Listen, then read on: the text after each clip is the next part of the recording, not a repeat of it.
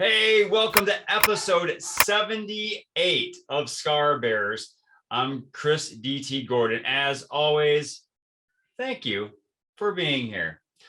Also, a big thanks to Nate and Britton Barron for their technological talents. If you want them to do their handiwork on your projects, please reach out to them at Nate Barron. Well, folks, it's fall. It is time to get ready for big projects. And with big projects come those personal bacteria, those negative thoughts that invade our brains and have us questioning ourselves and question our motives and just questioning whether we're capable of doing things or what we're worth sometimes. And I want to help you with that. So please reach out to me at chrisdtgordon.com so we can start a conversation. Maybe I can speak to a group that you lead, or maybe you're a member of a group that would benefit from my message. So please reach out to me at chrisdtgordon.com. And speaking of a worthy message, it's known to podcast hosts that if you have a guest that wants to come back to your show, that means you're doing something right. And I think, I don't mean to presume, but I think that's the deal with this case. My friend Tylia Flores is back for another conversation. Ty, how are you doing today? I'm great, and you were right on the money with that one. Your podcast is awesome. I have it in my favorites every day. So I greatly appreciate that, Ty. Thank you so much. How are you doing today? I mean, what's they treating you? I'm doing fantastic. I'm just stomping on CP as always. That's nice. And so before we really get into the projects you are heading up right now, why don't you give the listeners and viewers just a recap of who you are and what makes you awesome? Well, my name's Tylia Flores. I am now a 26-year-old disability activist, published author, and radio show host personality on Asheville FM. All right. And how long have you been in those various roles? Well, I've been in writing since I was a teenager. I've been an activist since I was a teenager, and radio broadcasting as well. That's, in terms of what people do in their lives at a certain age, I have to tell you, you were much more accomplished at 26 than I was. And so I tip my imaginary hat to you. That's fantastic. Thank you so much. So like we said before in the beginning, you have some projects that you want to share with us. So yes. I'm excited. Let's talk about those projects. Yes, I have finally published my second book and third book and fourth book and fifth book and sixth book. That's a lot of opportunities for paper cuts, but also great reading. So yeah, for sure. Yeah. So why don't you tell us about these books? I'm so excited. So Handicapable, the first part of the series, Handicapable, Stomping on the Barriers That Go My Way, talks about my life journey with cerebral palsy and the reasons why I advocate for cerebral palsy, because quite frankly, I was sick and tired of reading books that have so many misconceptions about cerebral palsy. And I'm like, no, I'm not going to write this in the medical term way. I'm going to write this the right way. I really appreciate that, because people get so stuck in medical terminology that it almost makes things less than human in terms of it's so sterile. There's no life to it. There's no personality to it. It's so negative and boring. And I'm like, I'm not like that. So I thought about this because after I got featured in the Dukes of Hazzard books, the same publisher reached out to me and she's like, do you want to write a series on your life about cerebral palsy and call it Handicapable? And I was like, why not? This is so great. My arm. I was like, this is so great. And she's been awesome. So shout out to Miss Shirley Lockett. You're awesome. So definitely shout out to Shirley. That's fantastic. What a great idea to take your story and not only put it in one book, but put it in a series. So how does the series work? How is it, are we doing like chapters in a book that are just published separately, or is They're it published separately. okay? So this in the background is Handy Capable Part 1, stomping on the barriers that come my way. And then the second part of Handy Capable is how to get a man on wheels, which talks about my dating life with cerebral palsy. Wow. And so how is that going? That's going good. You know, I it was published back in May, and you know, it's been awesome to have readers read it. And then I have Handy Capable Part 3, stomping on broadcasting. So so so I don't want you to give any spoilers, Ty, but stomping on broadcasting, what is, maybe if you could tell us one struggle you have to deal with that you introduced in the book, but don't tell us how you overcome it. But what's something you okay. discussed in that book? The struggle I had to deal with broadcasting is cyberbullying. I Ooh. met a so-called fan of my radio show online after I was under the name T-Rex, and he wound up being a total jerk off. No, And I'm sorry that he's it's sad that people feel that they can be their worst with no repercussions. There seems to be some kind of courage behind the keyboard, keyboard warriors that they're called, that they can say mean things and feel that it's okay because they won't be hurt by it physically because they're not looking at you face to face. yeah, and it did hurt me for many years, and I didn't go back into broadcasting till I was 21, and I've been taken off ever since. Well, I appreciate your courage and your resilience, Ty, Thank because you. if you did not take that step, we wouldn't be talking. People wouldn't be hearing your messages in all the various podcasts that you're on, and they wouldn't hear you on your own show. And who knows who might not have benefited from your wealth of knowledge and your courage and your voice. So thank you for stepping up.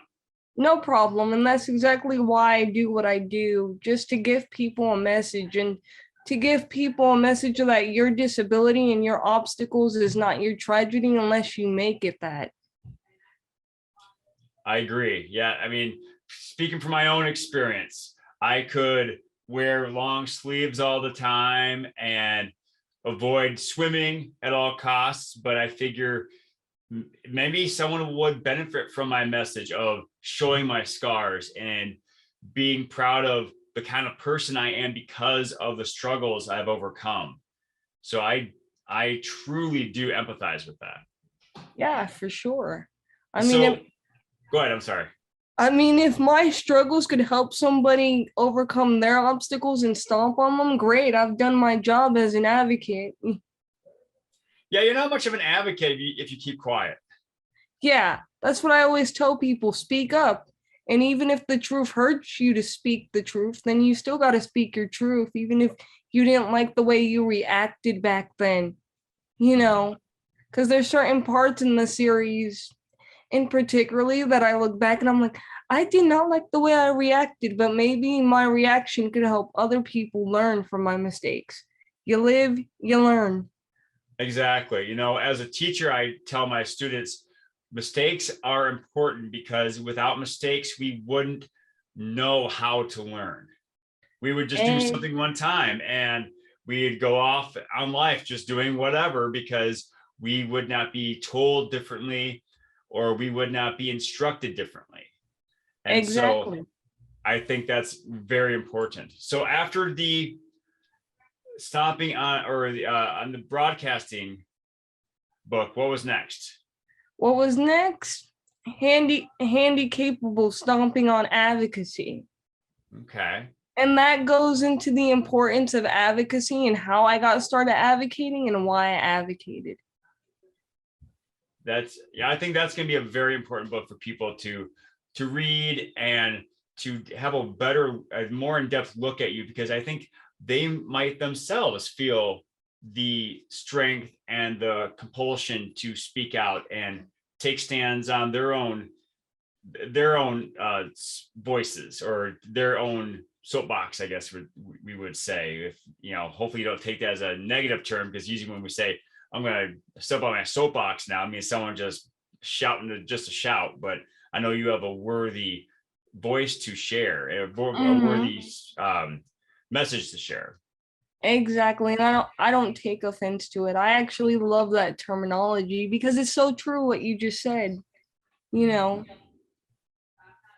So after the, what was it? I'm sorry, self-advocacy or Stomping on advocacy. Yeah, stomping on advocacy. Okay. So what's next in the series? What's next in the series? Handicapable, the final chapter. Ooh, that sounds like that might be spoilerific. So maybe we should avoid talking about that one. Okay. Because I don't want to reveal anything, because it feels like there's some kind of buildup from the other books. Well, that one just goes into a more deeper journey in regards to my mental health and how I overcame that several years ago. All right. Okay. It doesn't spoil too much, but yeah, definitely a worthy read. And so before we get into any other projects, where can people find these books? You can find all these books on Amazon. All you have to do is put in my name, Tylia L. Flores, and it should pop up. And aside from the Handicapable series, I also published a book called Stop Bullying, where it goes into my experiences with bullying and how I overcame that. And I published another book called Disability Nostalgia, diving deep into the pop culture history of disability and nostalgic television shows. Okay.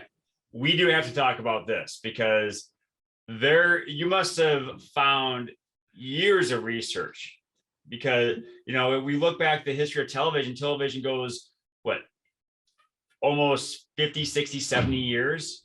Mm-hmm. And so just give a couple of different examples, because Okay. I don't want to again spoil anything, but that just is, I don't mean to sound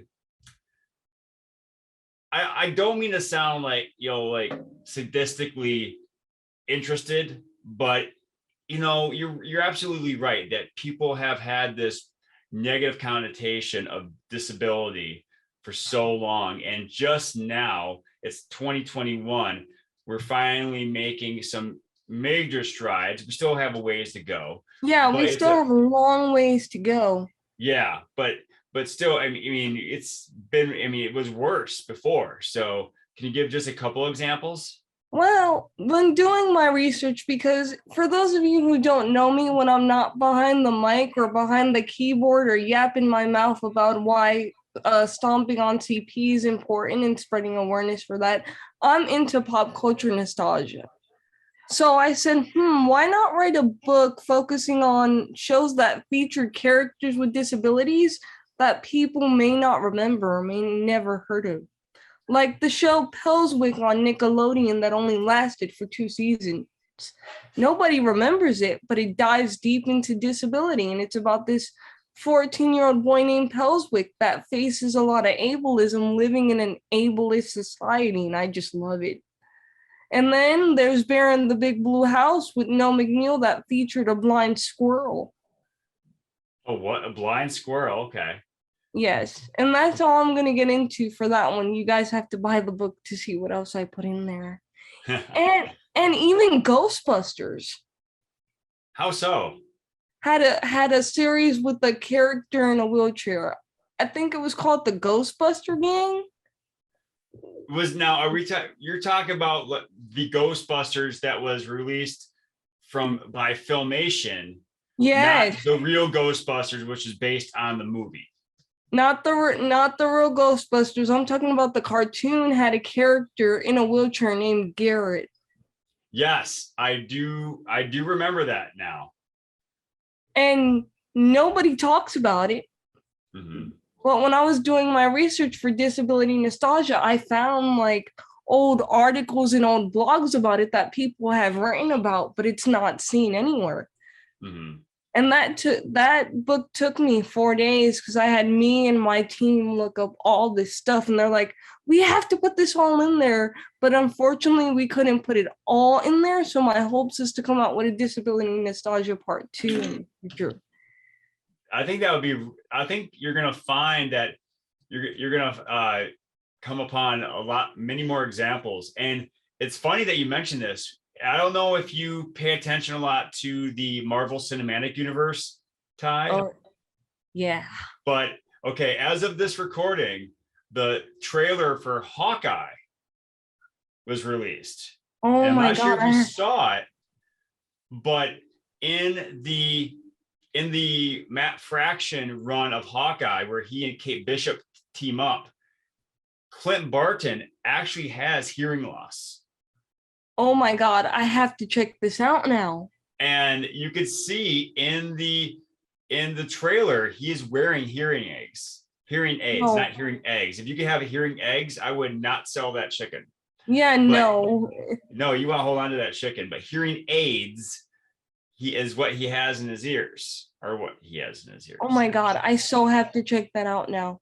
And there's a character rumored, actually not rumored, she is cast in the show named Echo, who is a deaf character who mimics people's moves. She's like Taskmaster in the comics, who has a photographic memory. She does as well, and she's deaf. And so I think that's going to be huge in the way of representation for differently abled people. Yeah, for sure. Now, Marvel hero make a superhero with cerebral palsy. That is possible. I know that they recently created a character who has autism. Yeah, I can't remember exactly the name of it. Yeah, I can't remember neither. I know Sesame Street did it, you know, but that's what disability nostalgia is all about bringing awareness to the films with people with disabilities, because I feel like no matter how old you are, you still need those valuable lessons in life. And the more we have representation, the more we could teach children, young adults that it's okay to be disabled. Let's not make it a problem like it was back in the 60s and 70s and 80s, and even all the way up to the 90s when we were trying to get the ADA pass. So yeah, I agree, Ty. We should not focus on what people can't do. We should be focused on what they can do. Exactly. We're all capable of doing things in our own way, and we're all capable of living. Yes, I know. Go ahead. I'm sorry. Which brings me to my next book idea that was actually inspired by the publishing company through disability nostalgia. They're like, we love disability nostalgia, but can you write us a movie script about a country girl that loves horses that has CP? I said, well, could we write it in a book first?